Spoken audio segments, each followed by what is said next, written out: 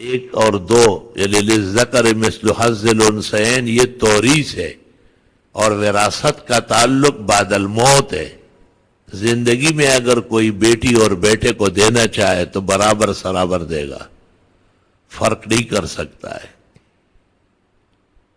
بخاری اور مسلم کی حدیث میں پیغمبر نے کہا ہے اعدلوا بین اولادکم فی العطیہ، اپنے اولاد کو برابر رکھو ہدایہ میں، سوغات میں، ڈالئی میں۔ یہ نہیں کر سکتے کہ آپ بیٹے کو 2 کروڑ دیں اور بیٹی کو 50، غلط طریقہ، یہ ھذا ظلم۔ بخاری شریف میں کہ ایک شخص نے آپ کو کہا کہ میں نے بیٹوں کے درمیان مال تقسیم کیا، میری خواہش ہے کہ آپ بھی تشریف لائے اور گواہ بنے۔ آپ نے پوچھا کہ تمام بیٹوں اور بیٹیوں کو برابر دیا ہے؟ اس نے کہا نہیں حضرت، فرق کیا ہے۔ آپ نے کہا تم ظالم ہو، مجھے ظالم بنانے کا تمہیں کیا حق ہے؟ تم تو ہو ہی ظالم۔ لا اشہد علی ظلم، میں ظلم کے معاملوں کا گواہ نہیں بننا چاہتا۔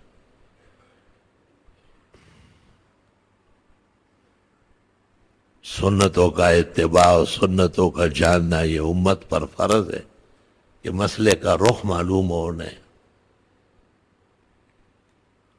لوگ ہیلے حوالے کرتے ہیں جی بیٹیوں کو بٹھا کے، ایک آدمی نے کہا بیٹیاں کم پر راضی ہو گئی۔ میں نے کیسے راضی ہو گئی؟ کہا میں نے ان کے سامنے رونا دھونا شروع کر دیا، تمہارے بھائی بہت غریب ہو جائیں گے اور ان کے دوسرے اعزاء کے پیسے زیادہ ہے، اور آپ تو بیٹیوں نے کہا چلو ہمیں مت دو ہمارے۔ میں نے کہا اس کا بھی حساب دیں گے کہ کتنے سچے تھے آپ اس میں۔ آپ نے کسی کو ورغلایا اور پیسے لے لیے تو دھوکہ ہے نا، خدا کا صلہ اور سزا پاؤ گے۔ تو یہ رونا تو ادھر بھی رو سکتے ہیں کہ تمہاری بہنیں ہیں، گھر سے نکلی ہوئی ہے، دوسروں کے آسرے پر رہ رہی ہے۔ ماں باپ کی جائیداد اور دولت اصل سرمایہ ہے اولاد کا۔ تم مرد ہو اور کما لو گے، بہنوں کو دے دو۔ یہ تقریر کرو، الٹی تقریر زمانے جاہلیت کی۔ تاہم فقہا مان رہے کہ اگر آپس میں انہوں نے نتی شتی کی تو خیر ہے، ہو آپ خود گناہگار نہ ہو۔ شریعت کی پیشکش مکمل کر لے آپ۔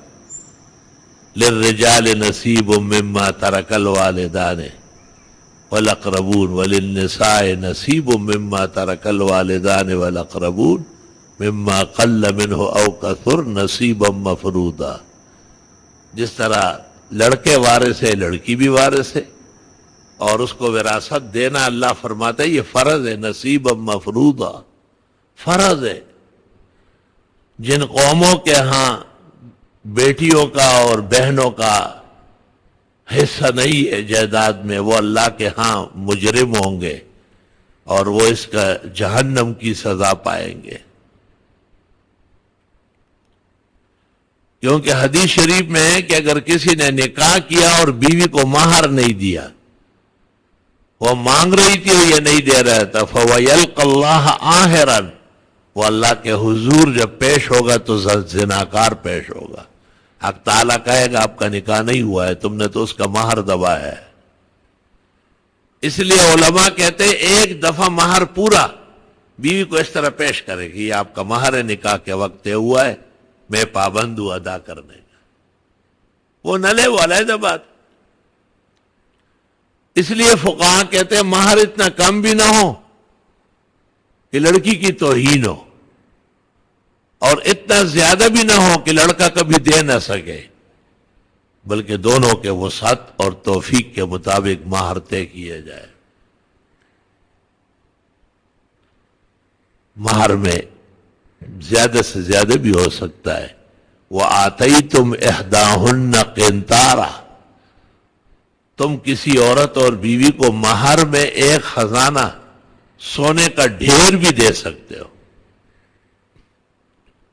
علماء نے کہا ہے کہ جب مہر اتنا ہو سکتا ہے تو جہیز بھی ہو سکتا ہے نا، لیکن جہیز میں کچھ اطراف سے ظلم آ گیا، لڑکا باقاعدہ مطالبہ کرتا ہے اور وہ لسٹ بیچتا ہے اور چیزیں مانگتا ہے اور لڑکی والوں کو دباتا ہے، یہ سب ظالمانہ حرکتیں ہیں.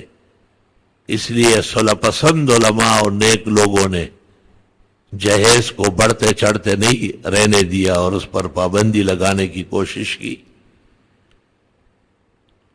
یہ دنیا ہے، دنیا میں عجائب و غرائب جمع ہے. قابل قدر بزرگوں، محترم بھائیوں اور معزز سامعین، یہ دنیا جو اللہ تعالیٰ نے پیدا کی ہے یہ آخرت کے لیے ہے، تاکہ لوگ یہاں آخرت کی تیاری کریں. اغراض لطیفہ تو نامعلوم ہے، البتہ ترمذی شریف میں یہ حدیث موجود ہے، قدسی روایت ہے، جس میں اللہ فرماتے ہیں جب میں نے ارادہ کیا کہ ان احببا، مجھ سے محبت کی جائے، تو فخلقت الخلق، تو میں نے مخلوقات پیدا کی. خلائق کا بنا محبت پر ہے، اور محبت تو تمام کائنات میں ہے اپنے حساب سے. یہاں تک کہتے ہیں کہ احجار و اشجار پہ بھی محبت ہے، لیکن انسان کو محبت کا خاص سبق سکھایا گیا ہے. وَمَا سُمِّيَ الْإِنسَانُ إِلَّا لِأُنْسِهِ وَمَا سُمِّيَ الْقَلْبُ إِلَّا أَنَّهُ يَتَقَلَّبُ. وہ دبا کہتے ہیں کہ انسان انس سے ہے، اس میں محبت بہت ہوتی ہے. کبھی اس کو کپڑوں سے محبت ہوتی ہے، کبھی جگہ سے ہوتی ہے، کبھی کھانوں سے ہوتی ہے، کبھی انسانوں سے، کبھی حیوانات سے. ہندوستان میں ایک اس طرح باذوق شخص تھا، اس کو پتہ چلا کہ جھانسی میں ایک اونٹنی ہے جو بہت خوبصورت ہے. تو وہ بہت دور کے علاقے کا باشندہ تھا، لیکن روانہ ہو گیا اور بڑے 2-3 دن میں جھانسی پہنچا اور وہ اونٹنی سے ملاقات کی اور پھر اس پر ہاتھ ڈالا جیسے محبوب پہ ہاتھ ڈالا جاتا ہے، اور اس کو کہا کہاں سے ورود فرمایا ہے. بس محبت کی سرحدیں پوری ہو گئی، تسلی ہو گئی، وہاں سے روانہ ہو گئے. حدیث شریف میں ہے کہ سفر سے واپسی پر آپ نے ایک دفعہ ایسا راستہ اختیار کیا جس میں احد پہاڑ نہیں آ رہا تھا، اور راستے ایک شہر کے کئی ہوتے ہیں. تو آپ کو آ کے جبریل نے بتایا کہ احد پہاڑ بڑا غم منا رہا ہے اور بہت تکلیف میں ہے، ہزاروں قطار رو رہا ہے. آپ واپس ہو گئے اور اس راستے سے آنے لگے جس